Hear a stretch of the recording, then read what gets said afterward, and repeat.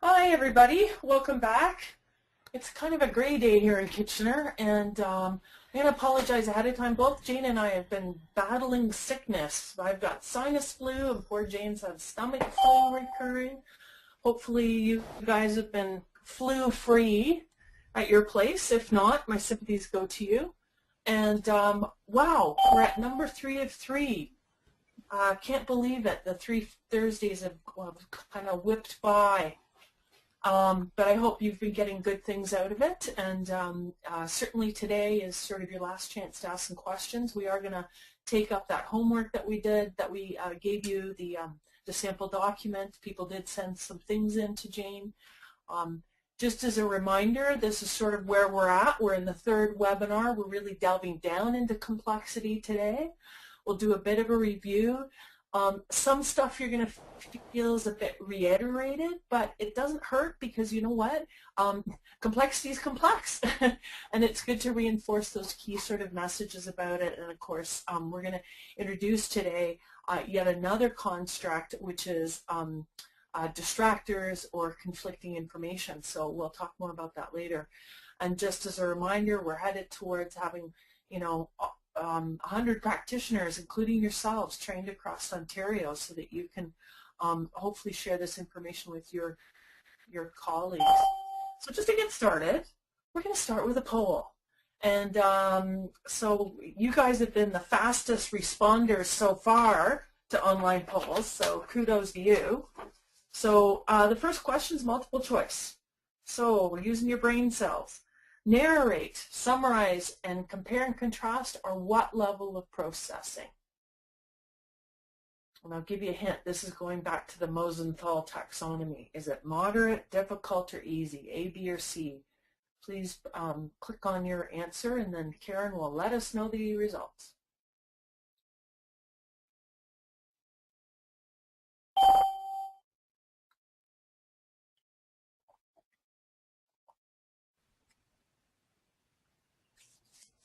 Welcome to the people who are just popping in. I just heard a couple of dingles. I can hear when people join, and we're just doing number 1 in the reminder quiz. Okay, we're at 78%, so I will close the poll in 3, 2, 1. And voting results, the survey says 40% chose moderate, 53% said difficult, and 7% said easy. It is moderate. That's the level that narrate, summarize, compare, and contrast fall into on the Mosenthal taxonomy. So it's great. So most people in the groove. We're just warming up. So number 2, A, B, or C. What does TOM stand for? Type of meaning, type of method, or type of match?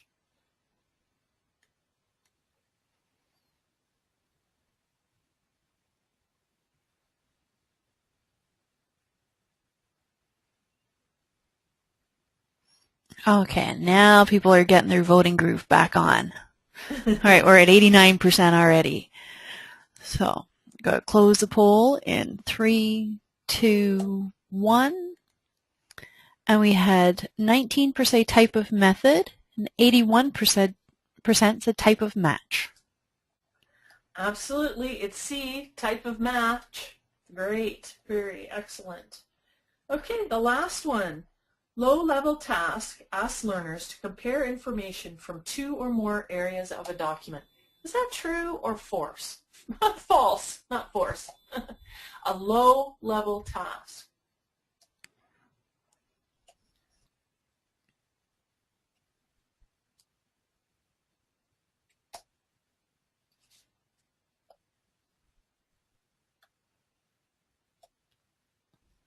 Oh, you guys are still rocking. 94%. We'll close the poll in 3, 2, 1. And we had 6% say true, but 94% had it at false. Excellent. Woo, woo, woo. It is false. It is a more difficult task because it's involving cycling and integrating. The lowest level, remember, is just a simple locate of one piece of information, usually from the upper half of the document, but not necessarily, but one piece of information.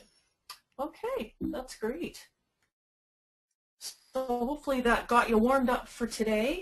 Just as a reminder, what we'll be covering today is, as I said, we're diving into complexity. We'll do some review of everything that we've really covered in the whole 3 webinars, and then talk about the final assignment. And before we do that, so we had given you the construction estimator document. There was 2 pages. Here's the first page. And we said, you know, if you want, send in 1 task. If you want 2 tasks, if you're really ambitious, send them in to Jane. So Jane, did you get things back from people?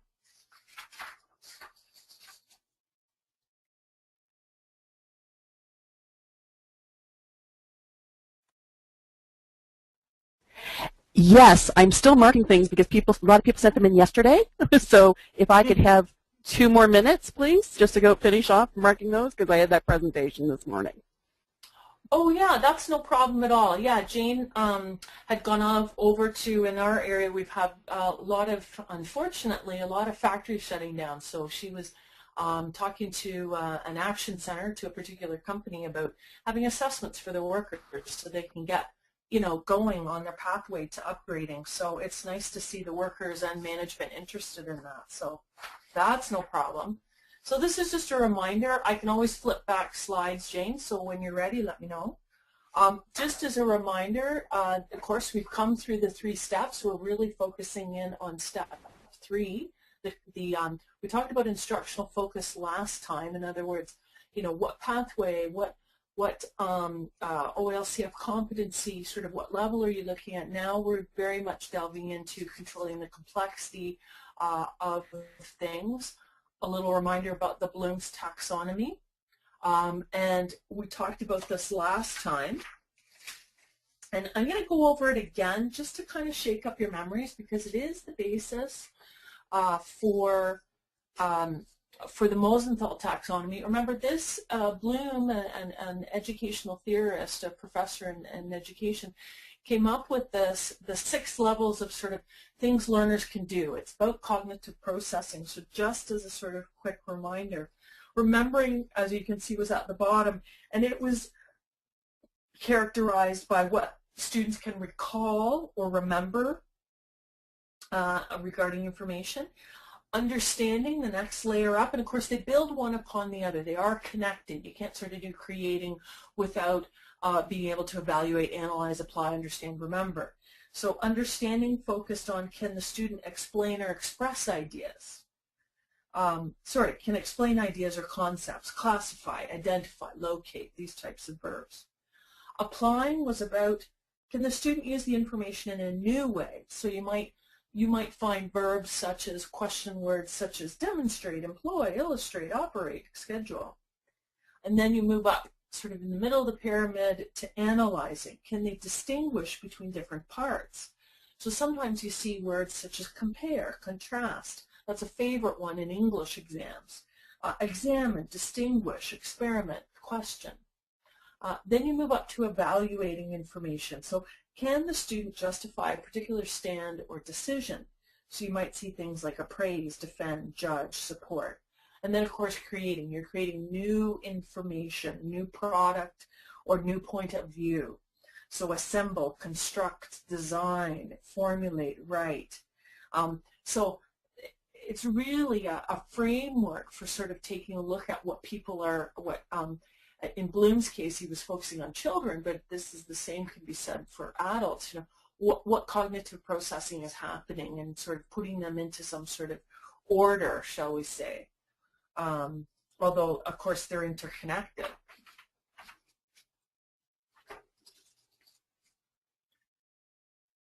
And then that moved us on to base. Oh, Janie, you ready to go, sir? No, Anne, it's Karen. I've just had a couple of comments come up in the question box. Some people are saying that your sound is cutting out. I'm able to hear you just fine, okay. But I've just had a couple people mention it, so I don't know if you want to just check your microphone, make sure it's plugged in solid, or I just thought I'd bring that to your attention just in case it's a variable there, but I don't know. As I said, it sounds fine at my end, but. What I'll do is I'll turn myself up a little bit, My microphone is embedded in my computer. I'm doing this from a Mac, so I don't have a separate one. But I know there was a couple times you were talking, Karen, and you were cutting out. And oftentimes when we're doing webinars, our connection is only as good as the person with the slowest connection. Believe it or not, you know, how fast each of our internet connections influences what we see and hear on a webinar. That's oftentimes why we don't include, in our first set of webinars, people say, well, why don't you have video? Why can't we see you in a video link? But it slows it way down, and it's better to stay with the audio link because it's not as much information flying over the internet waves. So hopefully that's a little bit better. But by all means, if I'm cutting out again or you've missed some information, pop a question up in the question box. I'm glad to go back over it. Yeah. Thanks, Anne. Yep, no worries. Good to know. Okay, so Mosenthal and Michael Hart. We touched on this again, as I said in a previous webinar, but just want to go over it again because really they were the two people that worked on creating sort of the backbone for the IELTS, the complexity in the IELTS questions, and that, of course, is the International Adult Literacy Survey. And that sort of backbone, that framework, has continued to this day into all the adult literacy surveys. Of course, the most recent one was PIAC, which stands for Program for International Assessment of adult competencies. And so they built upon Bloom's, and they wanted something that would be a three-dimensional framework of the theory of question structure. And it expands on the Bloom's taxonomy and uses more precise, I'm trying to say prescription, I think, at the same time, to use more precise descriptions of the thinking skills needed to complete tasks. Because they were all about the question structure and the theory of question structure. And sometimes, you know, there is always the question, why do we need to know this? Well, understanding a little bit about the theory that this is all based upon will sort of give you at least a settled feeling about, okay, this is based on some sort of, you know, valid theory, and it's hung on other educational theories. And I'm just going to show the taxonomy. And then, Jane, are you ready? Perfect timing. I am ready. Okay, do you want me to flip back now or finish off the taxonomy? No, you finish off this, and then we'll go back to it. Sounds good. Okay. So also known as the periodic table of learning, you've got this in your handout package. You also have the ladder diagram, which is the same taxonomy. The reason the ladder's on there is to show how you kind of ladder or scaffold, move people up the complexity. And they're just two visual models that you can choose from. One, you know, you're going to feel more comfortable with one or the other. It's a matrix for understanding learning, the cognitive processing of information, and therefore the questioning and inquiry, which is how we as humans take in information. And of course, we've got the three areas. We've talked about these before. Tom, Top, and Tori. You're going to be so tired of hearing us, but they are the keys, the foundation. So type of request information, type of processing, type of match. And then we're going to introduce a new area today, which is competing information or distractors. It's information that meets some of the conditions, but not all, or appears to meet some of the conditions laid out in a question, but is incorrect. It is the information that distracts the learner from getting the correct answer or finding the correct information.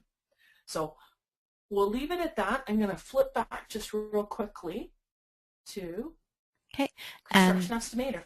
And I'll just jump in here for those of you who are freeing up your internet connection and not streaming the hockey game. The U.S. has scored at 12 minutes into the second period.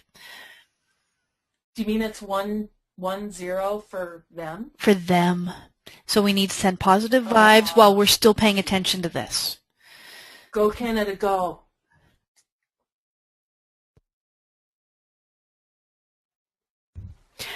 Okay, now I know my stuff will be scintillating and keep your minds right off the hockey game. So we're going to go with first off, thank you so many of you sent these in, and I really appreciate that. I'm not going to pick out your names because that's not fair, because you freely gave these in, and everybody can hopefully benefit from learning from them. Let's just go with the first one. The first one I received, one of the tasks was, how many items are required to complete the wall removal new ceramic floor estimate? And that's not actually an employment way of approaching that. It's funny because it's hard when we come from an educational background to go that route. Instead of saying how many items, it would be better to ask something like, list the materials required as per the wall removal new ceramic floor estimate, instead of how many items. Nobody cares about how many items, but they would have to list the things they would have to get, right? Another question, which was, what are the total material costs for this project? And the instructor actually said this is a trick question because there is no material cost given, which was really good that she noted that. But the point would be that if it's a trick question, it's not really authentic, once again, to the task. You would be better off asking a calculation question, and we're going to hear some of those ones as we go here. The next task I received was to refinish the wall. How many man hours are required? That's a good question. I wouldn't make it about just refinishing the wall, though, because there's a ceramic tile involved with this. And if you had to, like, I mean, I know some people are going to go, well, I know what needs to be done. Well, you still need require prior knowledge to do that. So it would be better to say, to refinish the wall and replace the new ceramic floor, how many man hours are required. You can do the whole thing, so then somebody doesn't have to know what is required for the wall and what is required for the floor. Once again, no prior knowledge. You can't make it about the actual job. We're not doing job teaching skills. So what is the total labor cost for this project? And there it is. That's a clear question, and a lot of people ask that one, or they said calculate the total labor cost for the project, which is on the estimate detail form. Perfect. So the next question was, the amount of tile grout and sealer for the new ceramic floor has been increased by 10%. What is the revised total cost for each item? Which would be really great, except we don't have the actual cost of the materials. That's all lumped together in the actual contract on the second page. So in this case, what I would do to keep that kind of question, because it's a good one, the increase of 10% in costs, is say, just come up with costs for those ones. You could say, list, the current costs for all of these things are each this. So it's okay to go outside of what's actually on the estimate detail form by looking up some information simply on the internet, okay? So that was one set of questions. The next set was, the person wanted to know if they were level 1 tasks, and the first two definitely were. Who is to remove the drywall and tile around the tub? And that's very clear on the contract, so nice and clear, and definitely something that's pertinent to the actual job because people need to know who's responsible. Which room is being estimated? That's also on the contract, but you have to look for it. So that would be a level 2. Level 1. The next one actually ended up to be a level 2 task. It's how many square feet is this room? Well, there's nothing that really says that, so they actually have to have an inference. They have to estimate that it says 650 square feet for the tile, grout, and sealer, but you have to estimate that. Like, they don't say that directly, so that inference raises the level because there is nothing that says that, okay? So that's why that was moved that one up to a level 2, but it's a good task. Now, the rest of the tasks here, one of the most common questions we had was the things people were saying, add the total man hours needed to complete the work. I would just always say, calculate the total man hours needed to complete the work. And then I would probably add on the estimate detail form, because there are the two pieces. There's the contract and the estimate detail form. Then it was, what is the total cost of the flooring installation? That was another task. In that case, I would probably go into, remember, you can say circle, highlight, underline. Instead of asking them to go in and then print it somewhere else, why not just circle it right on the document? So that would make it actually more authentic because they're going into the document. The customer has asked you to do an additional room and tile. The room is 110 square feet. What is the additional cost? And add this information to the form. Those are really great ideas. The problem is that there's too many tasks actually in one task. So I actually broke it into two and said the customer has asked the construction estimator to do an additional room and tile. This would, and then let them know what that means. This would require tile, grout, and sealer. What is the additional cost? Because I think the concept is really good. We just have to make sure that we don't require them to have prior knowledge or prior abilities on this, and we have to make sure that it's one task. And then, the fourth one, I said, enter the additional room information into the estimate detail form. So it doesn't matter if they got the answer right or wrong in number 3, they can still enter incorrect information. It doesn't matter as long as they entered it correctly onto the form. I hope that makes sense, that that works like that. Once again, most of the times people have asked the same types of questions about calculate the total cost of the estimate, what aspect of the job is estimated on this form, how many man hours will it take to complete the grout work? That was a question, and I liked it. Once again, I would just say circle, highlight, or underline. On which days and between which times will the homeowners be required to be at home to allow the workers access to the job site? And that's a really good question because they actually have that listed on the second page. It's right at the bottom in the contract, but they have to list that, and that's a really good point. That one almost takes it more into the independence phase, though, because we're looking at the homeowners as being the person that would do that. The second one, what percentage of the total price is the customer required to pay as a down payment, and how much money is this in dollars? Well, they don't have to do any calculations, so once again, I think I would just have them circle, highlight, or underline and say, you know, the down payment and the amount in dollars, because it is right there in the contract. The last one that this person came up was, in the estimate chart, the tiles required for the job cost how much per square foot. The owner has 650 square foot. If the owner decides on more expensive tiles, for example, $5 per square foot, how much would this cost? This is where it got confusing for a few people, is that this actually doesn't list the materials. That's the man-hour costs.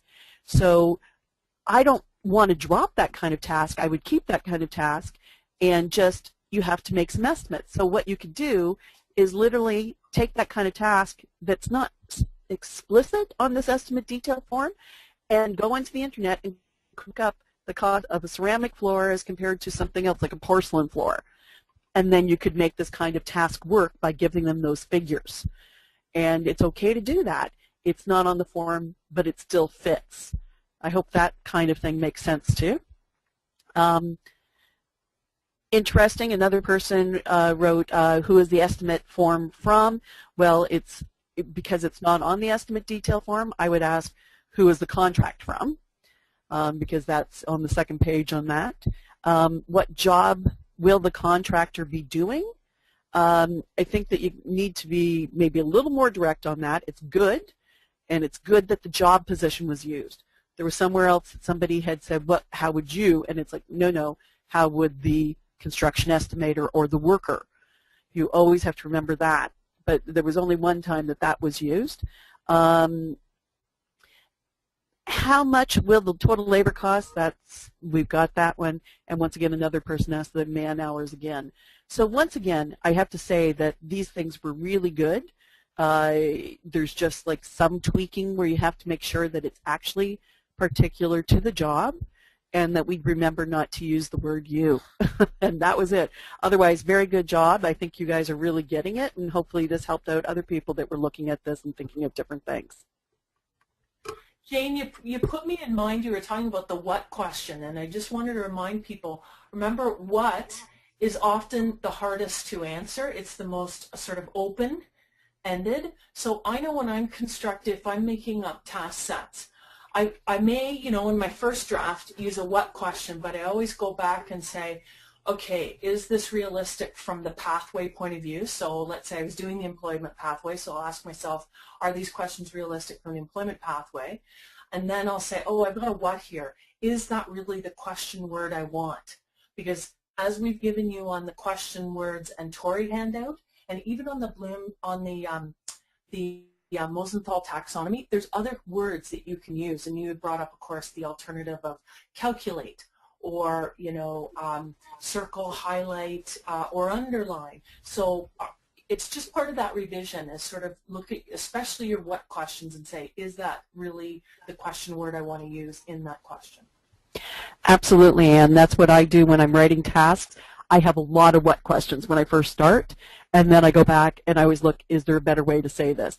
And then I use the cheater notes we gave you on one of those, that little chart that shows you the easiest questions. Sometimes helps me rethink the questions when I have those words sitting in front of me. Once again, it's funny because, a lot of people said add the total. Well, that's okay. I don't mind the word add. Calculate makes it just a little bit more of an inference. And the reason that I like to use calculate is you're not telling them the actual now I can't even think of a computation that they're doing, right? You're not telling them to add, you're telling them to calculate. So they have to decide if they're adding, subtracting, multiplying, or dividing, which I think adds a little bit of complexity to it. So if you're really at a low-level one, I would probably say adding is fine. But once you start to move up in level ones, start to use the word calculate to let them decide what they're going to be doing. So do we have any questions in the question box, Karen? Nope, we don't have any popping up. Okay. Okay, well, we'll get back. That's great. Wow, you had like a ton of response, Jane. That's fabulous. Thanks, everybody. I'm glad everybody's so enthused about it. Gives you some of that practice time. Okay. We're here. I'm just letting those pop up. And then we're about to move here. I promise we'll get out of the theory zone in a moment. But just to, we were talking about the Mosenthal taxonomy, or their periodic table of learning. And here's one more. This is from Vygotsky. He's an adult educational theorist again. Vygotsky coined the phrase, and I think I brought this up in the first webinar, the zone of proximal development. Basically, it's the difference. So we talk about scaffolding or bridging people or, supporting them. Basically, it's the zone of proximal development is between the purple and the green. So where they can work unassisted, so things they can do now, to the unknown, the out of reach zone, the I can't do it yet.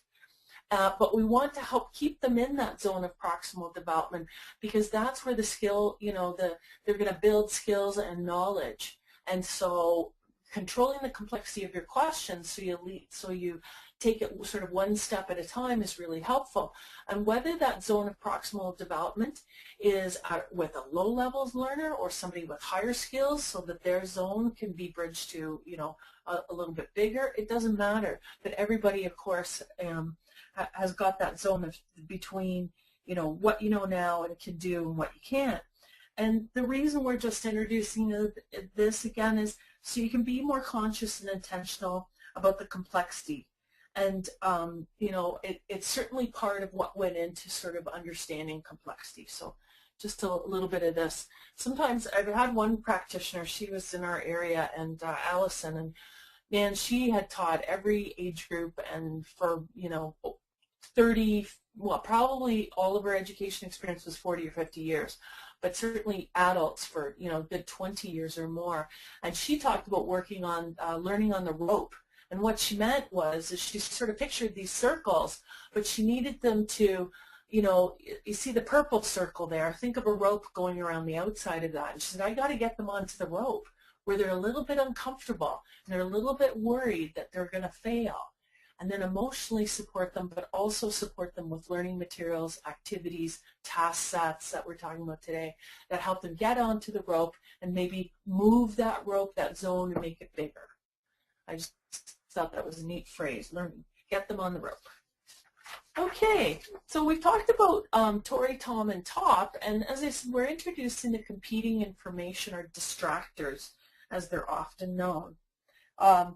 It's often information that is sort of clustered or put close to the correct information. And in fact, the more distractors that are closer or in the answer zone, close to the answer, the more distracting it is. And so that often comes with very dense sort of pieces of text or very busy and dense documents, tables, charts, this kind of thing. So each construct can be viewed as a dial that controls its own particular aspect of the question.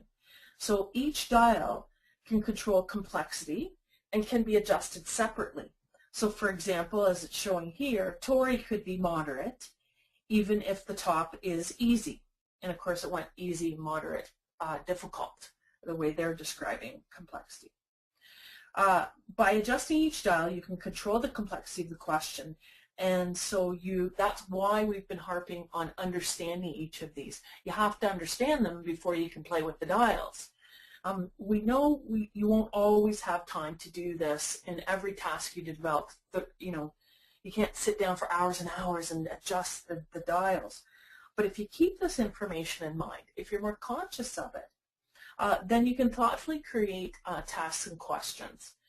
Because it's not just about what the answer is and how difficult and the sort of level of the answer. Sometimes people think that the level of the question is the same as the level of difficulty of the answer, and it's not. You could have a very difficult question and an easy answer, or vice versa. So as Jane was saying about the questions, the tasks that you sent in, she made the remark about oh, well, that involves inference. That's upping the level of complexity. It appears to be quite an easy answer or quite an easy question, but when you start to deconstruct it, if you start to look at it, you can see how it changes. The other thing is, and I mentioned this in webinar 1, it's about slowing down to speed up. So the more, now that you've gone through this and it's sort of hopefully ringing in your head, Tom, Tory, Top, and CI, that becomes sort of your background information that you quickly integrate into doing questions. So all of a sudden you've slowed down, you've looked at it, you're conscious of it, now you can speed back up. You can go back to writing questions. So the strategy and having, so once you create tasks, and Jane and I were just talking about this, we draft them out and we go, wow, we've got a lot of what questions, or we've got a lot of this question.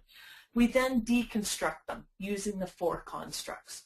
So, read or listen to the question, snap it into the given and requested parts, and we're going to talk about snapping the question. Think about the match it, and I'm going to draw your attention to the handouts in a few moments about matching it. We gave you the match it handout. So use the given information from the question to match it to the document, find it in the document, and then of course answer it.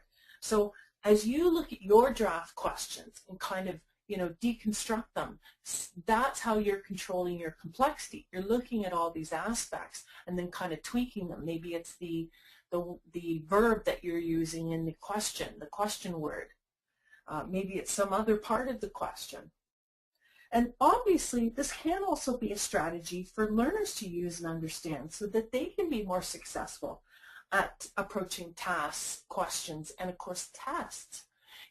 Helping them to snap questions apart, to break them apart, to understand them can really be helpful. Then they can be using the secrets of find the given information, match it to the document, be clear about what's being requested in the question. It's really quite a good test-taking strategy.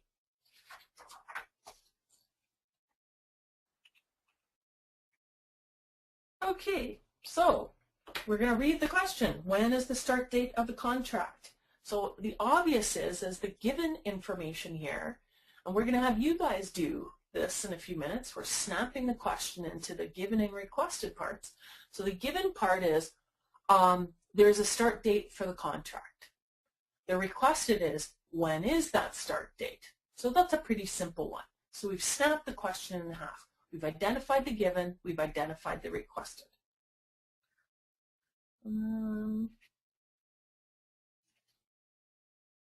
Okay.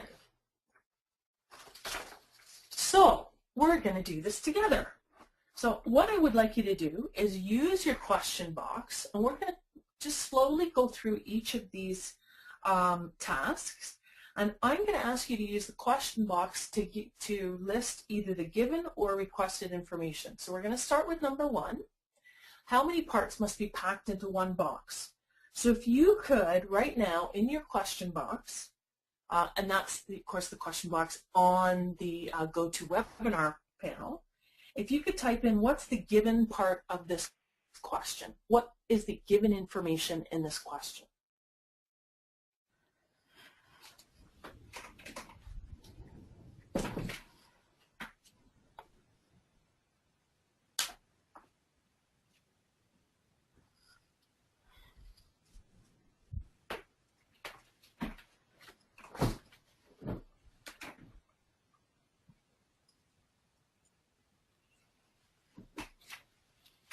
Karen, do we have any answers? Yep, I'll just read off what we've got. The parts must be packed into one box. Parts are packed into one box. One box. How many? Parts are packed in one box. A number of parts must be packed into one box. There must be a certain number of parts in one box. Yeah, so people are on the right track. The given information is parts packed into one box. And often you don't have to change the wording in the question. It could be if we had a highlighter, for example, I would highlight, parts must be packed into one box. That's the given information. So that would help us if we look at a document, we'd be looking for something that would tell us about about parts packed into one box. The requested information, I'm going to just model this one and then we'll go on to the other ones. The requested information is how many. So again, if I had a highlighter, I'd be highlighting in a different color, how many. So that's the requested. So you see how we're sort of breaking it down? So you don't have to change the wording as much as identify the sets of words that are the given and the sets of words that are the requested. So let's give this another try with number 2. Name 3 conditions under which someone can become a member. So what's the given in this case? Type it into your question box.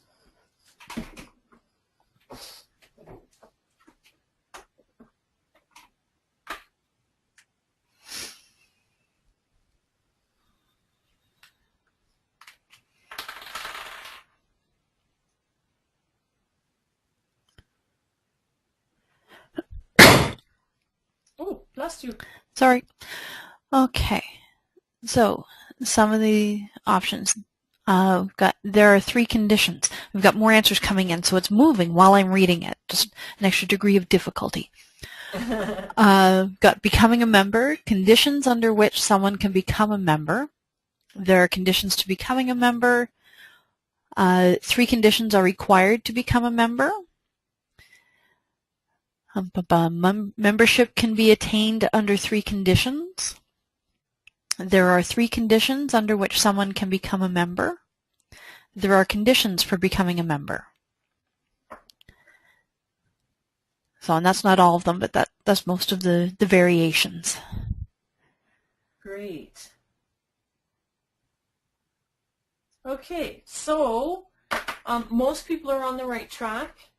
The given information in this case is the conditions under which someone could become a member.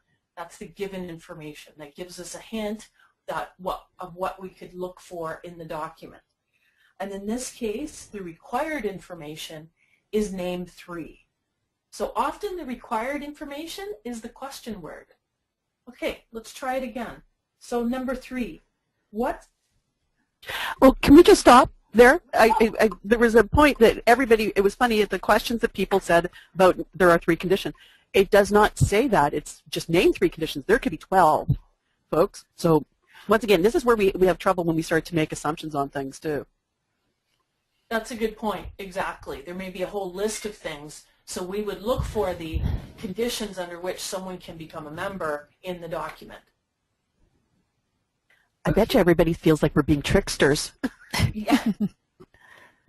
So the next one, what do people think is the given information in number 3?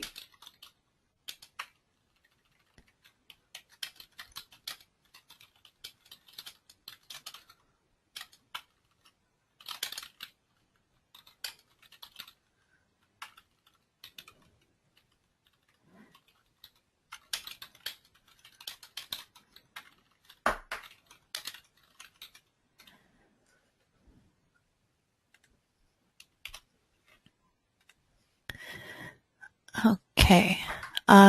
We've got courses offered in the winter term but not the spring term. Where are we going? Okay. Oh, and that was for question 4. That's why I'm confused. Some courses are offered in the winter term but not in the spring. Some courses are not available in both spring and winter. There are courses offered in both winter and spring, some of which are not in both. Courses are offered in the winter term and spring. There is a winter and spring term. Yeah, and those are most of the variations. Okay, really? It's offered in winter term, but not in spring term. We don't want to change the questioning in the question, in the task. I heard a couple of the statements that Karen read, winter and spring term. Well, if we look carefully at the question, it's not winter and spring. It's offered in the winter term, but not in the spring term. So this is where you don't want to just quickly skim, because in fact you could be looking at the wrong given information, which then leads you to the wrong answer. So it should very much be the wording that's set in the task. So offered in winter term, but not in the spring term, because in this case the required information is which courses. So this is a specific condition that they would have to look for which courses offered in winter term, but not in the spring term. So you don't want to reword it. You want to lift the wording from the question because it sets up particular conditions. Yeah. So, I always get the impression, we've just had one question come up, would they not have to compare the two terms? Well, this exercise, I think it's more primitive than what people are trying to make it. You don't need to extrapolate what the entire document says. You're just looking at the specific question that is given and breaking it into 2 equal parts. You don't have to add anything. You don't have to assume anything. You don't have to extrapolate the entire document from this one question. It's a much more primitive exercise than I think people are trying to make it. yeah, it's very much focused on breaking the question as it is presented to us. So certainly, if we had the document with us, then we'd start to delve into, the level of complexity from the point of view of, gee, you mean they have to compare 2 lists together to see what's on the winter term list and not on the spring term list? That may well be, but we're just exactly looking at the question as it's presented to us and snapping the existing question to get the most information out of it. So we're looking at the given information and the requested. So let's try another. I know they're going outside the Tory, but it's, I think, once again, folks, you have to remember that that would be something that somebody at a level 3 could do. Mm-hmm. Right? Compare a list. It's just comparing. So even if you're starting to think about the process further on, which isn't a bad thing, it's just that until you see what it is, you really can't tell how difficult it's going to be. Yeah, exactly. So let's try the next one, number 4. Where can volatile liquids be stored on the premises? So what's the given information in this question? So if people don't mind putting up their comments. Okay, yeah, now we're getting it. Volatile liquids can be stored on the premises, or volatile liquids can be stored in a certain area on the premises. Storing volatile liquids on the premises. Volatile liquids must be stored. The premises stores volatile liquids. So again, rearranging the words instead of just picking them out as is. Yeah, and that seems to be most of the variations. Yeah, so it is very much volatile liquids be stored on the premises. That's the given information. So we don't have to sort of put in another sentence structure because we're just identifying, we're just breaking the question into parts. And of course, the requested information is where can volatile liquids be stored on the premises. So we've got requested information is where, and the given information is volatile liquids be stored on the premises. Okay, let's give it another go. Number 5, who is to be contacted if a customer wants to place an order for computer supplies? So again, what's the given information in this question?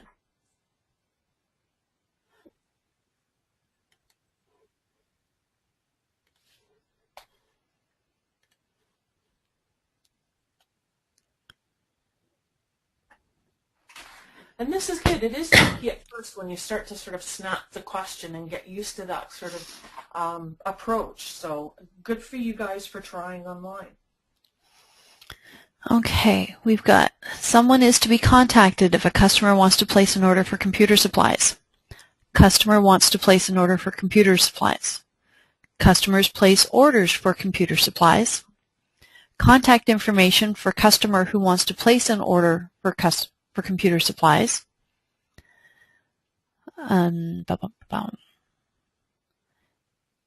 Again, someone must be contacted when a customer wants to place an order for computer supplies. Customers place order for computer supplies to someone. The customer wants to place an order for computer supplies. Yeah, and in this case, the given information is not, take someone out of there, take who out of there.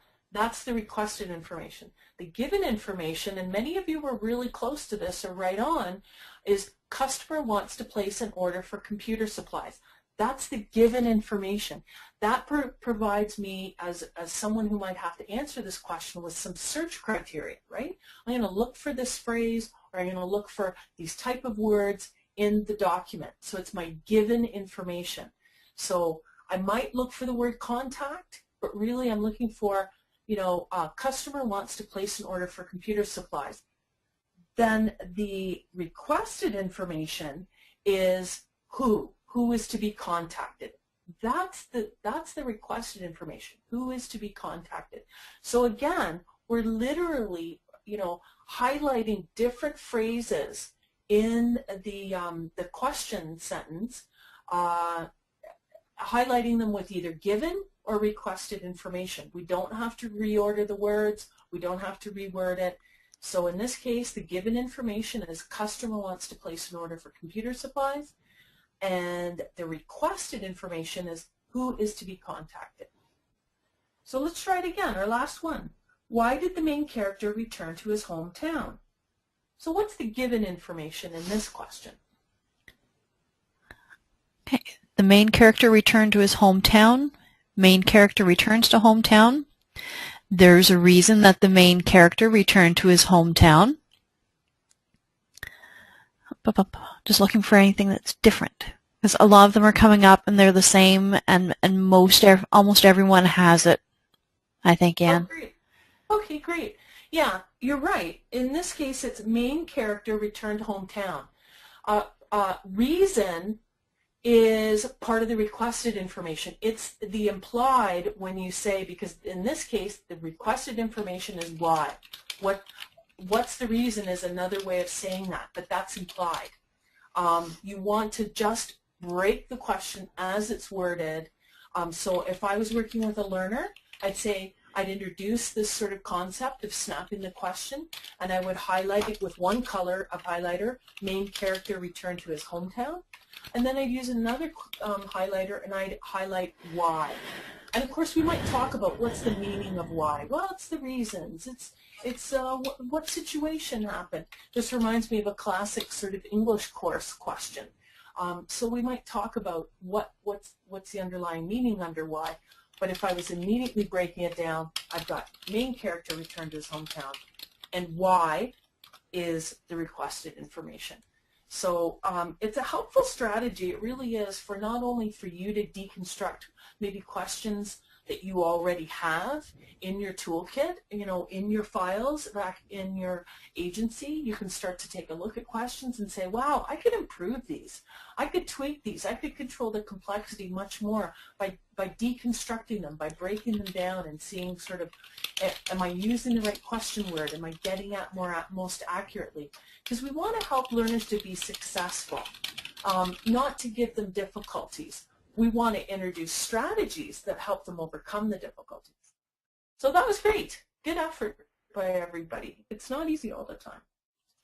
Okay, this is a reminder of, and you've got this handout in webinar 2, but it's, you know, as Jane said, I do the same thing. I whip this out. When I'm making task sets, I have this with me. I have the OLCF competency framework with me. I have the Mosenthal taxonomy. It's just all good reminders, even though I'm really familiar with this stuff, of, you know, thinking about what I'm doing. Okay, So, we just had a question pop up, Anne. Would there ever be a scenario where snapping or breaking the questions down would not be a good thing to do?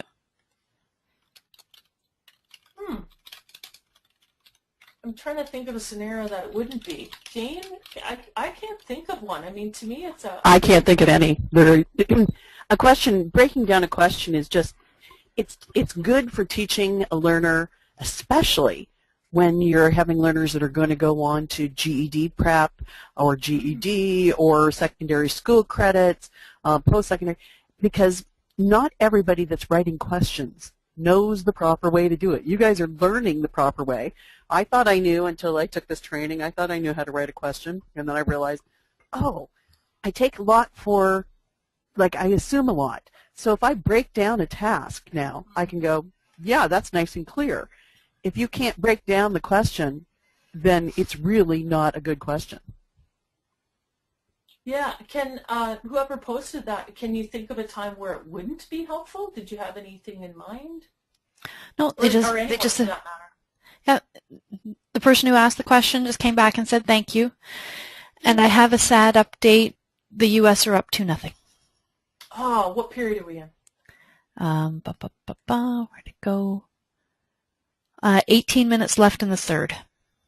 Oh, and on, it's the penalties. Apparently, one player's had 3 penalties so far. So I can't say the comment that just popped up on my Facebook feed about where they should put her.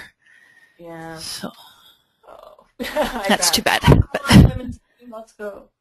Okay, question words and Tori. So again, this is a good reminder. What is really the hardest type of question to answer? The average correct response rate is very low. So you can see how these other ones, remember these are percentages on the far right column. 97% of the time people are getting it right when you use a who question word. You know, jumping up to when, 81% of the time, which, plus a criteria, 63% of the time. So you can see why we're cautious about the what word. Now, what can as I said, it was the most challenging, and really people only get it correct 5 or 10% of the time. So what can you do to clean up your what questions? Well, you can clean up or partner up. You can clean up by asking more direct questions. Example, what is the start date of the contract? With when is the start date of the contract? So again, analyze your question.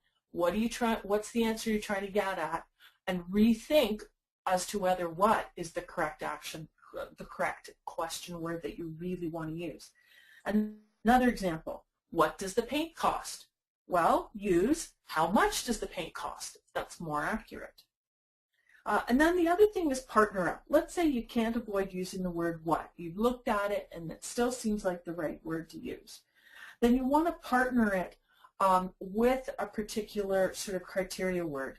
For example, what is the start date of the contract? So in that case, date indicates that you're looking for a time. What date? Or if we use the second example, what does the paint cost? What cost? So you've partnered what with cost. So that helps the learner realize that they're looking for some sort of amount or monetary value. I mean, ideally, I think I'd go with how much, but you can see with partnering up what with another word helps to narrow the field down. You're trying to narrow the criteria. You're trying to be more accurate with the given information and the requested information. Okay. So we've got another activity for you to do. We're just burning the brain cells this afternoon.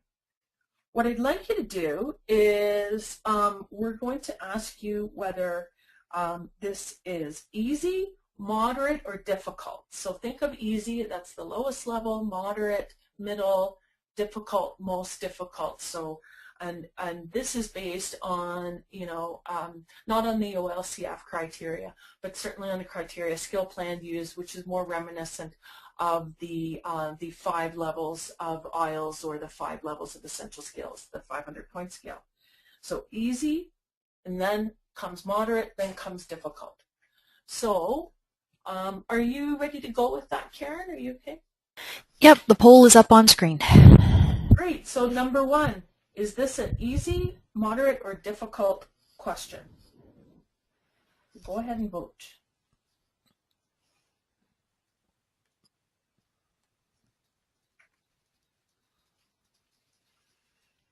I'm just looking out my window right now, and the rain that we were supposed to be getting this afternoon is looking awfully white and fluffy. I'm going to have to shovel this rain, I bet. Sounds like it. Awful to live in St. Thomas. It's not doing that here. Yeah.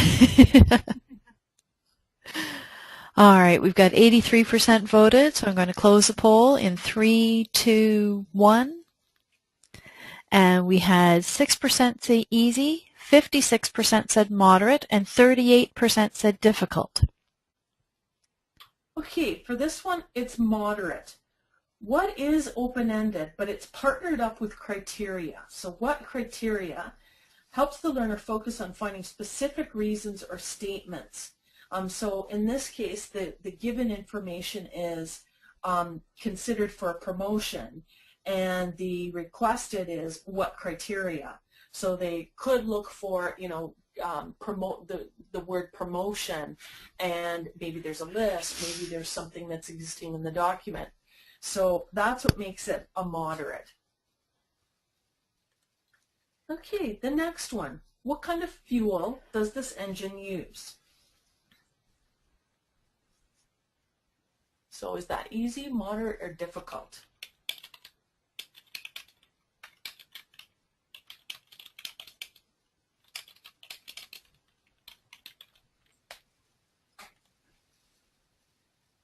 Oh, wow. You guys are awesome again. 89% already. So I'm going to close the poll in 3, 2, 1.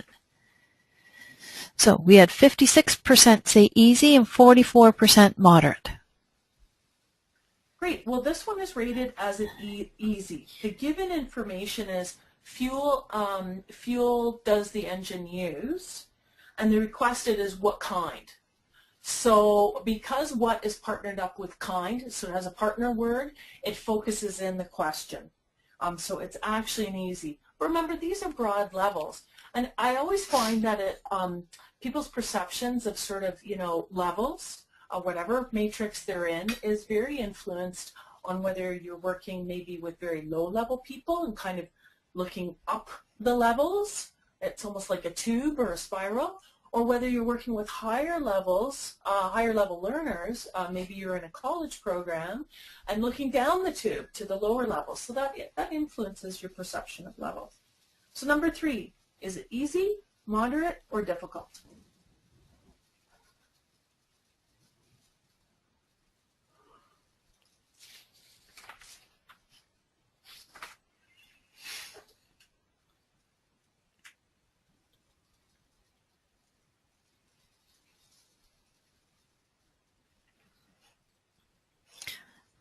All right, 89% already. You guys rock.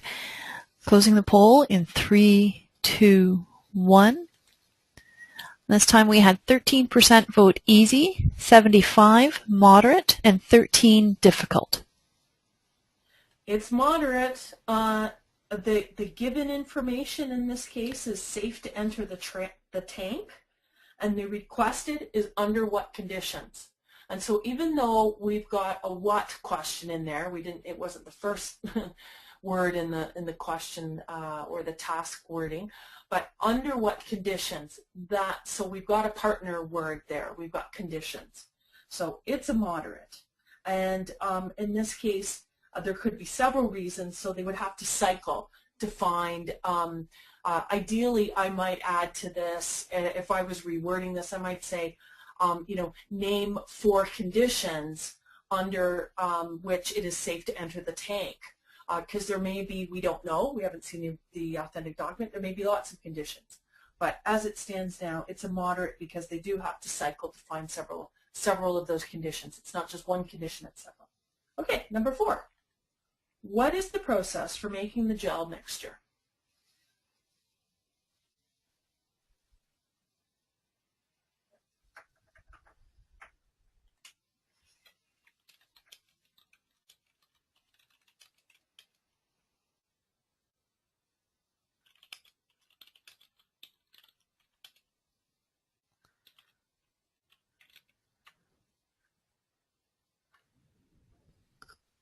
All right, 94%. You're getting faster. This is great. I'll close the poll in 3, 2, 1. We had 6% say easy, 41% moderate, and 53% difficult. It's difficult. Well done. What is open-ended, but it does match it up with the partner word of what is the process. That, of course, is the requested information. What is the process? The given information is making the gel mixture. But this could have, this process for making gel mixture, that could have several steps. So they may have to locate several times, so that becomes a cycle, and then they'd have to integrate it because this question is asking for them to write out a whole process. So that bumps it up to a difficult level. So they've had to locate, cycle, and integrate information before producing an answer. Okay, number 5. What is the main idea of the office notice? Is this easy, moderate, or difficult? Oh, and my apologies for the typo. Apparently I didn't proofread that when I copy and pasted from the presentation. It's supposed to say office, not of vice.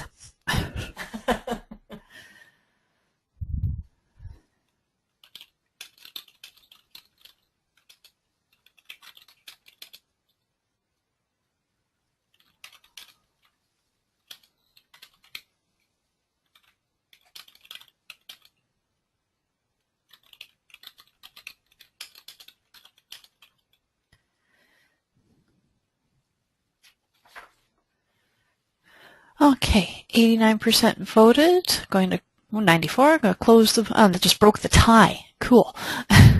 Closing the poll now. And we have 53% say moderate and 47% said difficult. We were 50-50. Yeah, it's actually difficult because in this case, of course, the given information is office notice. The requested information is what is the main idea. So it is open-ended in that it's using what. It is partnering it up with main idea. That's a good thing. But you're going to have to read the document, comprehend it, and then summarize the main idea. So they're doing locate, cycle, integrate, and probably, and they will need to generate the main idea, which could be a synthesis of all the text. Again, this sort of find the main idea of an office notice, find the main idea of the short story, find the main idea. These ones are often coming up in academic pathways, and in this case, it's more employment-oriented. But certainly, it's involving quite a bit of cognitive processing before the learner is able to come up with the answer. So it's a difficult. And last but not least, who's responsible for site safety? Is this easy, moderate, or difficult? You guys are doing really well.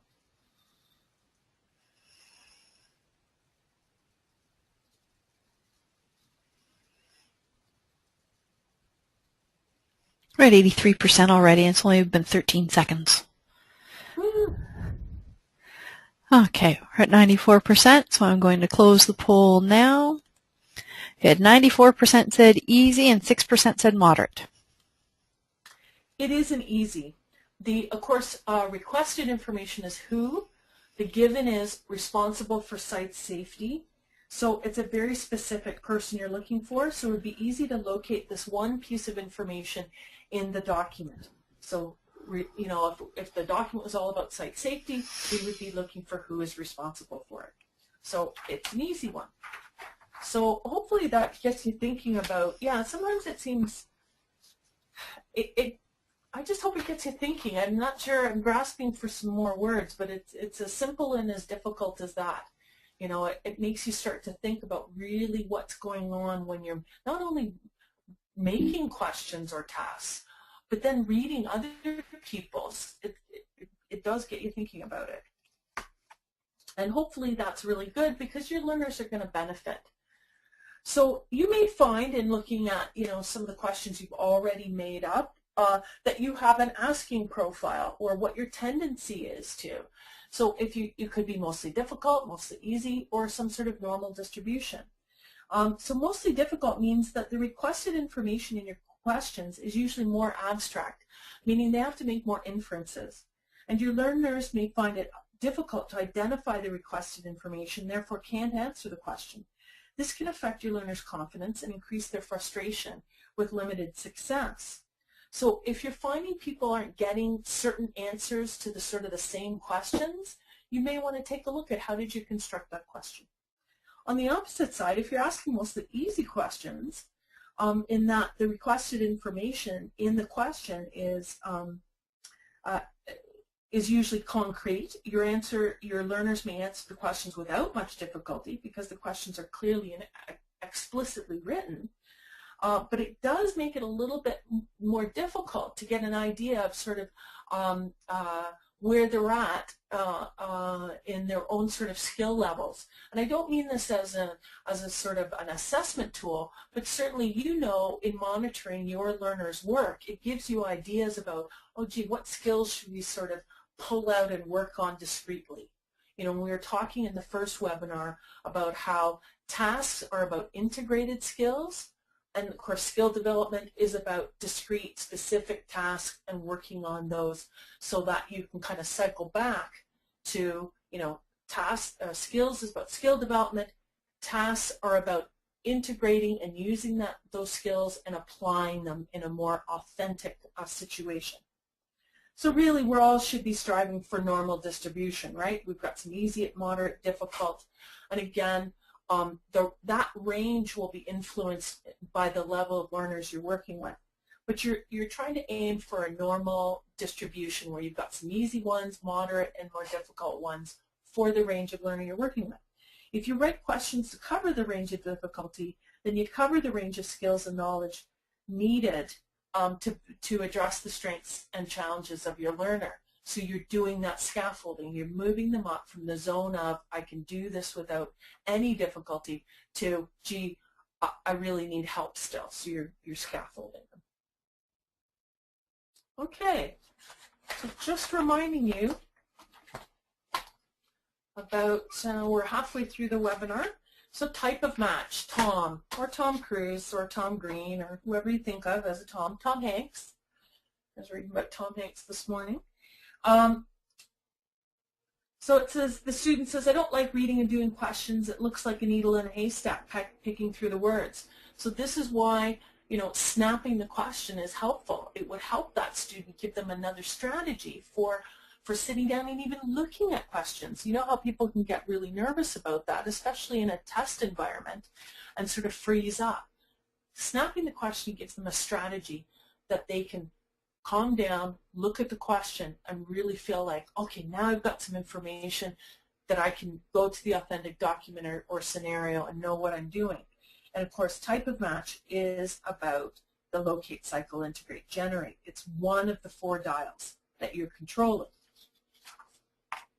So of course, that was found in the Bloom's taxonomy about, you know, what information is given. It's on the far right side of the Bloom's taxonomy. Okay, I don't think we need to go through this too much. It's really a sort of a reminder for you. So locating one single piece, cycling is 2 or more, integrating is taking all that information together, and then of course generate, that's the highest level. That's really beyond the OALCF levels, because that's level 4 and 5 in essential skills or on the international literacy surveys. And of course it's generating, producing new information, ideas or products. But I do want to point out the Match It handout. So I'm just going to dig that out. And on the Match It handout, if you have it handy, I'm going to just walk you through it. Because it talks about sort of, overall it talks about, matching, type of match. But then, and it gives some really good examples, but then it goes into matching it at the 4 different levels. What does it mean when you're matching at the locate level, when you're matching at the cycle level, then when you're matching at the integrate level, and then of course, we didn't include the generator difficult level because that's sort of much beyond what we're doing. But this gives you more information about the background on this, and I think it gives you some really good tangible examples. And of course, it reinforces the whole snap it approach. Any questions, or are we going to keep moving on? Well, we did have one question a little bit earlier, just when we were talking about wording of questions. If a document only has start date written on it, which would be clearer? What is the start date, or when does it start? Does it? Sorry, I think. Do you mean that the start date, like an actual date, is indicated in a box that says, start date, and then, because you could do a, circle, highlight, or underline the start date on the document. So they would use start date as the given information in that question, and then they would circle, underline, or highlight it. Yeah, I'm not sure. That's all the information I have. So read that one again. Okay. If the document only has start date written on it, would asking what is the start date be more clear than when does it start? Actually, the when would be better. Because remember, go back to the question words and Tory. And in question words and Tory, when is about time. So that's, get away from the what. We use what too much. So I might jot that down at first, but I'd probably, I know that I would revise it into when. When is the start date? Okay, and we just had another question. In most scenarios, does cycling or locating 2 pieces rather than 1 make the task a level 2?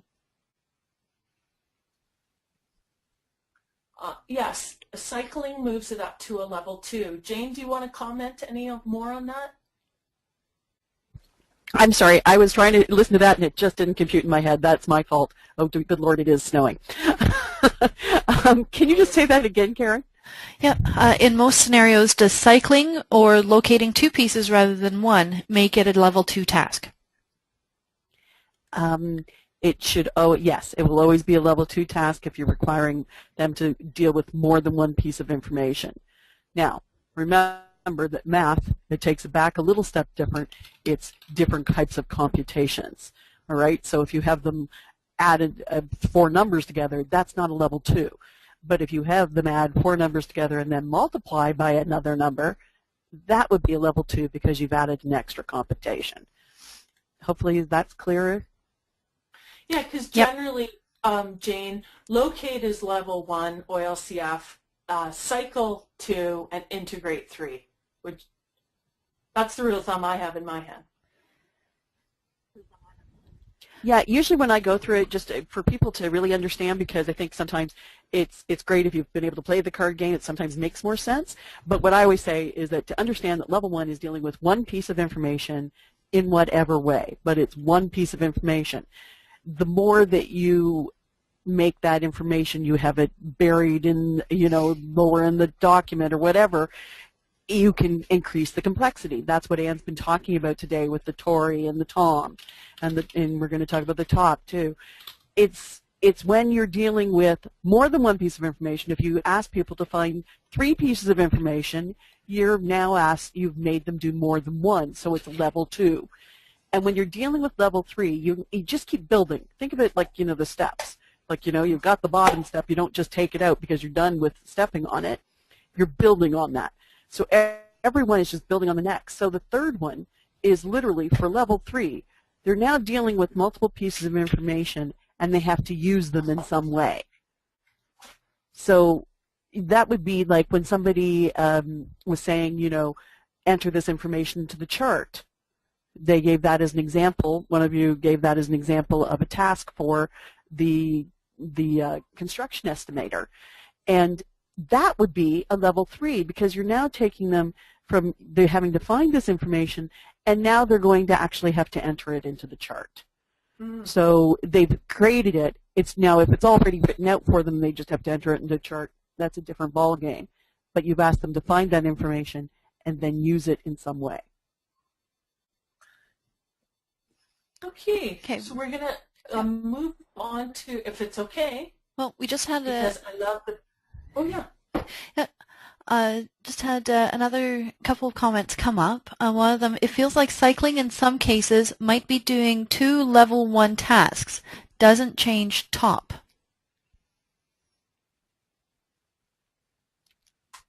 I'm not sure. Can they write a bit more? I think I get what they're saying. Okay. I think it's the idea that, if you're going to ask them, like in the example that you gave for way back, probably, I'm assuming you gave it probably in the first workshop. Sorry, I wasn't here for it. But the first workshop where they had to find 2 criteria for apprenticeship entry, right? That's really, if they could find, you could break that down into 2 level 1 ones and say, find 1 criteria, and then, okay, find 1 criteria. That, yeah, it is kind of like that.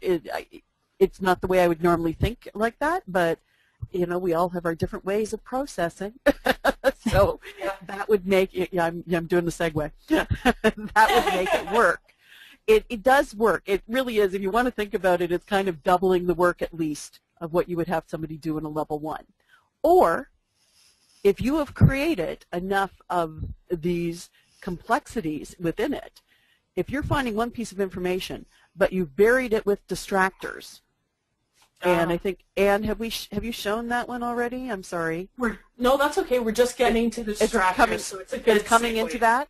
You're going to see an example where something that looks like a level 1 ends up being a low level 2 because you have created so much complexity around it that you can raise it up to that level. So just to add to the confusion, but unfortunately it does make sense when you start to see what we're talking about. So wait till you see that one coming up because it'll make much more sense then.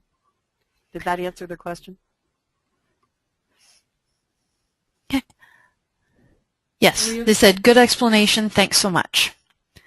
So we just have one other question. Is the focus to teach learners how to read particular types of documents or to undertake activities that involve reading, calculating, or analyzing? Okay, that's a good question. Here's the thing. Tasks are about like the end result. They're demonstrations. For those of us that went through demonstrations, it's the idea that you're teaching them the skills to read. Then they're going to apply those skills and prove it, right, in a practical, authentic manner for their goal path. That's how I look at it. So you have to kind of come at it from that standpoint that you've given them all the skills about reading and comprehension and all of those things, all the LBS stuff that we did with LBS outcomes, and now you're just really giving them the chance to prove that those skills, they've got them and they can use them. Mm-hmm. Does that answer the question, or was there something more that they wanted from that? I'm sorry. And I was just going to add, if people remember the spiral diagram in the first webinar, how we were sort of spiraling from, as Jane just said, doing particular discrete skill development, so, whether that's spelling or math or whatever it is, and then providing an opportunity through an authentic task to apply that information, just like you said, Jane. Just for the visual, it's the spiral. So Karen, did that help people out a bit? I think so, yes. And I also have a very, very important update. Canada just got 2 goals in the last 3 minutes. It's a tie game at the end of the third. Yay! Holy cannoli. It must have been the snow. Yeah. Go Canada. Go Canada. Okay. I'm sorry, Jane. You have to move on to the potato salad now. I'm so hungry. You know, I think about this because it's one of those things where it goes in my head and like I can't stop thinking about potato salad, even though I'm not that fond of potato salad, perhaps because my mother's potato salad recipe, not so good. Our coleslaw was really good, but not the potato salad. And I was thinking, it was funny because I was thinking more about cheese ball, which would fit too. It's the idea that types of processing, it's a really hard one for people to decide what types of processing are more difficult or less difficult. Michael Hart brought numerous amounts of advanced educators together, and none of them could agree. And he called it the potato salad theory. I'm going to call it the cheese ball theory. If you look at it, you have different kinds of cheese balls. Everybody's got a different cheese ball. There's the M&M cheese ball that people swear by, and I wouldn't touch with a 10-foot knife.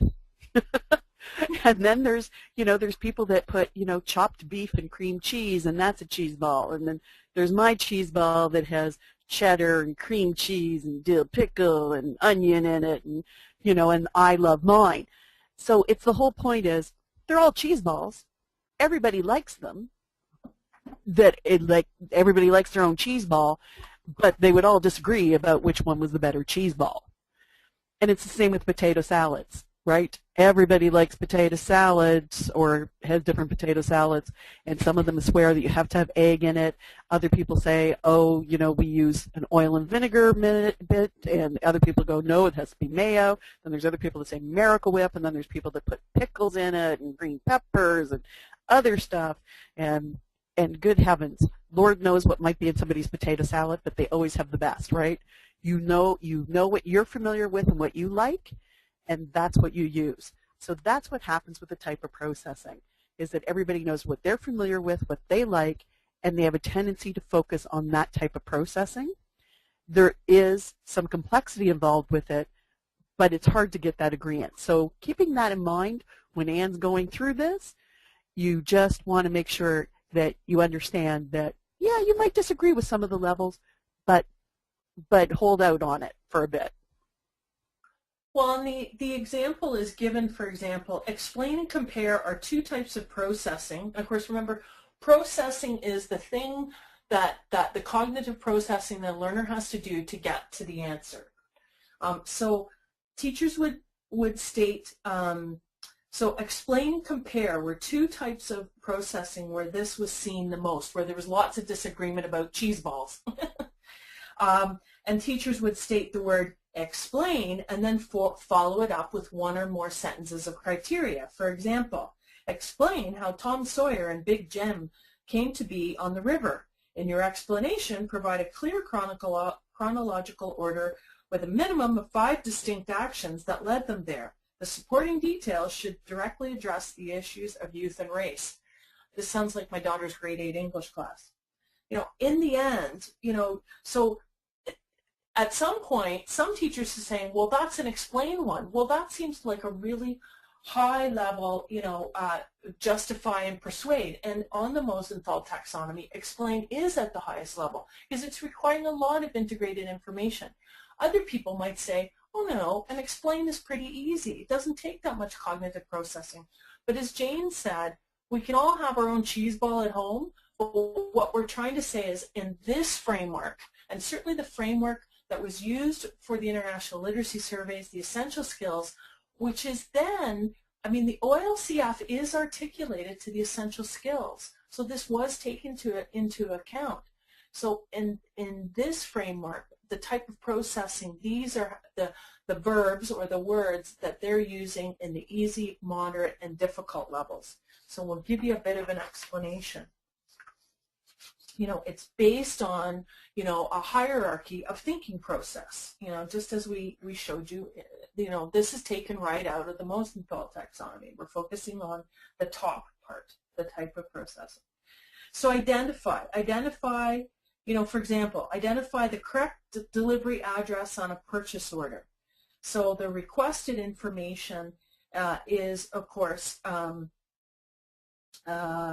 delivery address on purchase order, and identify is the requested information. So they have to go on a locate. That would be an easy one. Sort. Sort the muffin recipe ingredients into wet and dry ingredients. First, they have to identify which are wet and which are dry, and then they have to sort them based on those given features. So that falls into the easy level. Describe, as in its purpose. Describe its purpose. So you describe a fishing lure, refers to its general use. Tell me what the purpose of a fishing lure is. Whereas define is about its parts. Define a fishing lure. Well, you might describe all the little parts that go into a fishing lure. Then we move up to narrate, summarize, compare, and contrast. So an example of narrate might be write up an accident report for a workplace injury claim.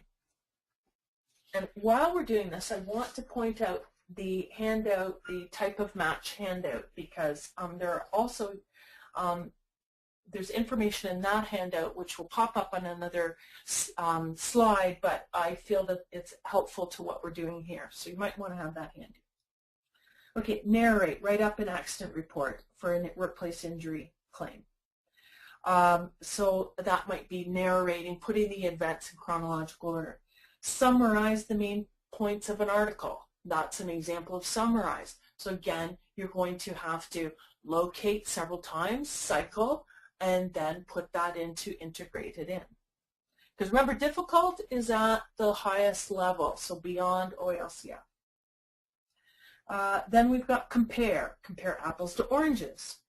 Conversely, you've got contrast. Contrast the apples and oranges. You've got to identify and sort the particular features, and then in comparing, you're going to talk about in your answer the similar features between the apples and oranges and present that comparison. Whereas in the contrast, of course, you're going to look at the features in a different way and say which ones make them different and present those features. Explain. Explain a fire safety protocol. You've got to identify the protocol, sort its features, order it in the sorted features in a way that allow for an understanding of the whole system, and then present that explanation. So that's quite complex. You're generating information. Justify. Justify the need for a fire safety protocol. So you've got to do the steps you just did, but then you have to provide a rationale to support the identifying sorting of information and the order that you put them in. So it's going beyond just explaining to me what the fire protocol is. And then at the very highest level, persuade. So the example follows, persuade the company to put a fire safety protocol in place. You got to do all the steps that I just outlined for explain and justify, and then you have to talk about and discuss in your answer various possible perspectives and perceptions of the reading audience and present a persuasive argument. So you can see why explain, justify, persuade is at the highest level of processing. That's at the generate. So really with OLCF, we're focusing in on the easy and moderate levels. We're focusing in on the identify, sort, describe, define, describe, narrate, summarize, compare, and contrast. Okay, now we're getting into competing information. Hope your head isn't buzzing too much. I'm going to tell a little story. Ron is a first-year automotive mechanic apprentice. He learns on the job as well as at the Trade Training Institute as part of his apprenticeship, so in school and on the job. Ron has got kind of a fast way of reading, and as a result, he frequently misreads or stops when he thinks he's found the information he's looking for. Unfortunately, this is something that many of us do. So when his mistakes are pointed out by the instructor, he says, "Oh, I thought it said something else," or "I didn't read that part." So this is a pretty common problem. We've all been guilty of it, as I said. So what happens is the competing information can be referred to as distractors.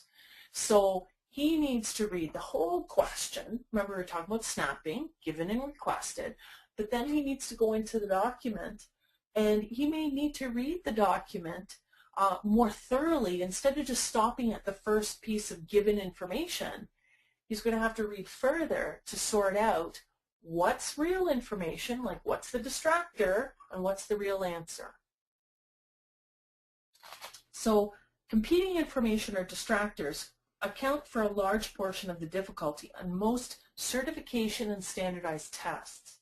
It's often the questions that are sort of created to trick people.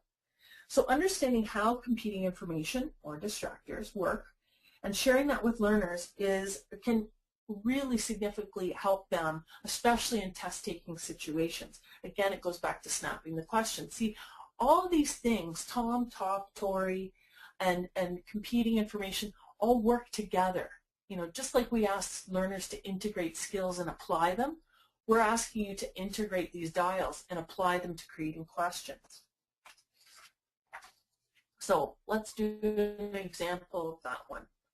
Oh, I did have a couple other things I just wanted to mention about. I mean, I'm not going to read everything that's on the chart. You guys can do that.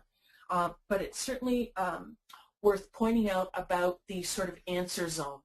So that would be, the answer zone is described as where you find the given information. So all the words, sentences around that where the answer will be found is the answer zone.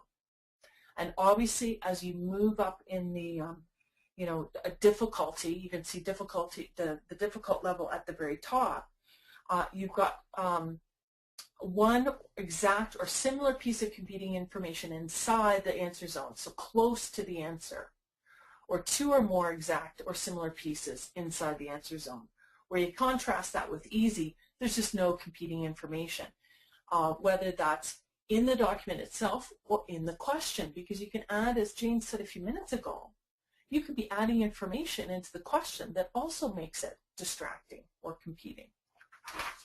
Okay, so let's have a look at this example.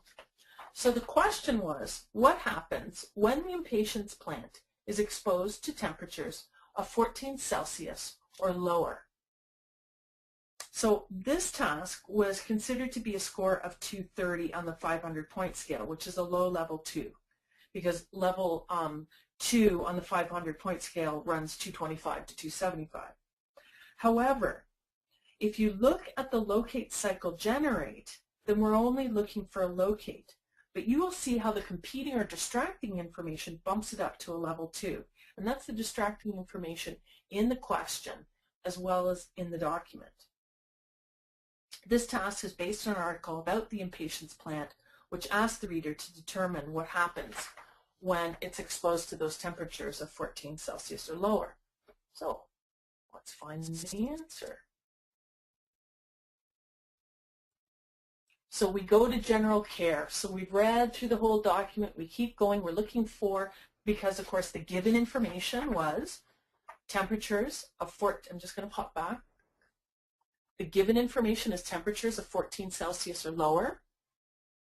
The requested information is what happens when the impatiens plant is exposed. So we naturally would look in our document. We'd be going, okay, let's find some temperatures. You might either read it. If you're at the point of your reading skills to be skimming and scanning, you get to general care. And here it is. But it gives a range. When the sentence here says, when the plant is exposed to temperatures of 12 to 14 Celsius, it loses its leaves and won't bloom anymore. In wet ground, the stems will rot. So it doesn't say the exact phrasing that was in the question, which was temperatures of 14 Celsius and below or lower, but it gives us a range. So we have to infer that 12 to 14 is what we're looking for. What makes the task harder is those identified level 1 is the previous sentence in the text contains information about the requirements of the impatiens plant at certain temperatures. So if we look before that question, so I'm looking at the sentence, when placed in a bright spot during winter, the plant requires temperatures of at least 20 Celsius. In a darker spot, a temperature of 15 Celsius will do. So there's other temperature information surrounding the answer. So, the competing information in this case falls at a difficult level. That's why it bumped up what should be a level 1 task into the next level, level 2. So questions about that? Or Jane, anything you want to add about this example while people are typing their questions? No, I think this is, I love this one because it was the one that showed how something that is level 1, when you add in distractors, move it way down in, and like there's a number of different distractors, and you have to have an inference. That's where you end up moving it up into that level 2 because of the fact that you've just added in so many other things. And really, when you add in any form of inference, I'm not really sure it could ever be a level 1. Mm-hmm. What do you think, Anne? No, I would agree with you because you've got to make that sort of that thought process in your head. You've got to understand that, you know, when you look at it, oh, they're talking about, yeah, so less than 14 is 12. Okay, yeah, that, you know, but you do have to think about it. It takes a moment because to make it easier, if the question was made easier, they'd say, you know, what happens when the plant is exposed to temperatures of 12 to 14 Celsius? That would keep it in the level 1, wouldn't you say? Yeah, that's exactly a level 1 because it's more of a match. So you've taken out just one more thing. It's just because there's so much of that added complexity, and this is where we can run into that problem of, oh, we just looked at the task. Well, but we've added in all these complexities around it, and you can actually raise the level to 2. And I didn't come up with that. This was actually how they did it for the International Adult Literacy Survey. This was one of the original survey. This is one of the actual tasks they had somebody do for document use. And they said it was a low level 2. So any questions about that, Karen, have popped up? Actually, yes. If you do this, bump something to a level 2 for CI reasons, and say you put it on a task cover sheet as a level 2, then how would another practitioner know? Would they be forced to infer on your reasoning? I'm not sure what you mean, how another practitioner would know, wouldn't know if they had the document. Because it's not just CI here that has caused it. We have an inference, we have competing information, we also have where it's placed in the document, which is another, I guess that's really another CI, but it's the idea that I'm not sure what the problem would be. If another unless you're saying the other practitioner doesn't know all the reasonings behind that, that's a teachable moment, folks. We've got to teach each other some of these things, because I have to say, the hardest thing I'm finding for a lot of people is really understanding the levels. And trust me, I mean, I started working with them in 2001, I believe it was, and I still to this day can flip-flop and go, level 2, 3. Most of the people I know that are considered to be experts in essential skills levels, which is OALCF levels, have problems. Like there's sometimes where they go, yeah, that's a line 1. It could be either way. So it's really dependent on the individual. I mean, like LBS, same thing. There were still defining lines there. Nothing's black and white. The only time it's going to be black and white is when we actually have an assessment tool that shows a level on the 500-point scale. And then that's going to have to be we're going to have to go with those people, because there's times I've questioned some of the levels that were done on the TAUs. I mean, and every time we learn something more, sometimes this will change. So I think it's just explaining to a person why that would, even though it looks like level 1, why that there's complexities involved in this. And that's, but you can also direct them to the portal and tell them to review the training. Mm-hmm. Did that sort of address that, do you think? Yes. Sarah? Yes. The person said, fair enough, and compared it to art versus science. Yeah. Yeah, and this is definitely... Or you could just say, of course I'm right, you are always wrong, and just leave it at that. or wear that T-shirt that day. But the art and science, this is a bit of both for sure. It's got a scientific, sort of, good basis. Is it a particular sort of linear cognitive processing approach? Absolutely. and it is a bit of art when you're sort of wording your questions and trying to get the best wording and the ones that support learner learning. Any other questions? No, that's it. Okay. All right. What's the score, Karen? It's sudden death overtime 4-on-4. Oh, I'm waiting for Facebook to explode with binging and beeping, and then I will jump in and let you know. But that's where we're at right now. I'm kind of glad I'm not watching. I don't think I could take it. Yeah. Oh, man. Okay, now I'm more nervous. Oh, we're going into the last slides. Maybe we'll get the hockey score by the time it goes. Okay. This is really a reminder of all the steps. This is a culmination of sort of what we've been talking about through the webinars. This is sort of Jane and I on our very first webinar set. Sort of, we were talking. We're going, what do you do when you sit down and do it? We basically do similar kind of processes. So we get a hold of a document. Maybe we thought of a pathway, then found the document. Maybe we had the document, then found the pathway. It doesn't matter which comes first, the chicken or the egg. You get that, you think about the document, and you just start drafting. And then you start, as we've said before in the second webinar, then you review each task for OILCF competencies and the complexities. You start fooling with your dials, in other words, the 4 dials, Tom, Tori, talk, and competing information or distractors. So you do some revising. You check it for scaffolding. Am I moving? Do I have my tasks set? Remember, that's 3 to 7 questions. Do I have them in some sort of logical order, going from easy to more difficult? Am I happy with the wording? Have I revisited my question words? Do I have the optimum question words? So then get somebody to try it out. It is the best way. And then revise again. Maybe you used one too many what questions. Maybe you didn't have a partner word for a what question. Whatever it is. But definitely get somebody to try it out and then revise as needed. Then you've got an even better task set.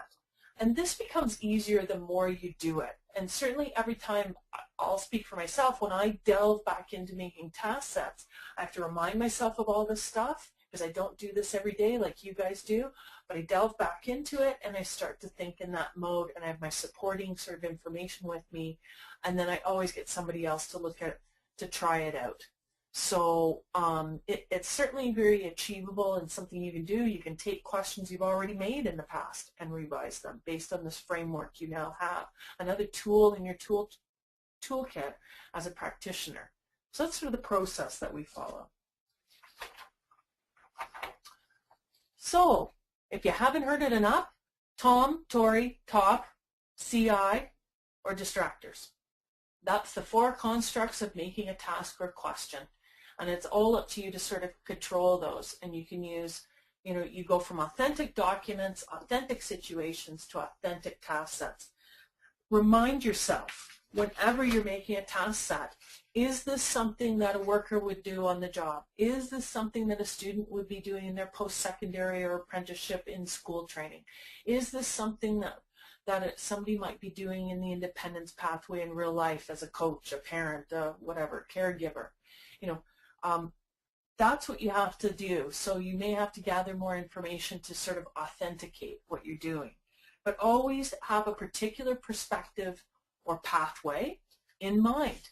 Don't sort of mix them. People were asking questions earlier and I was thinking, yeah, like in the construction estimator document, either pick it as something that's all about the employment pathway or all about the independence pathway and create your questions around that. It's less confusing for you as somebody who's creating them and less confusing for somebody who might be using your task set. And we're right on time, so it's good. We might even be done early. More information, if you're really grooving to this and you really like it, certainly this information that we just went over in the 3 webinars is definitely based on developing work-related learning materials and controlling complexity. You can order those directly from Skill Plan. We have to credit them. That's where Jane and I got our training.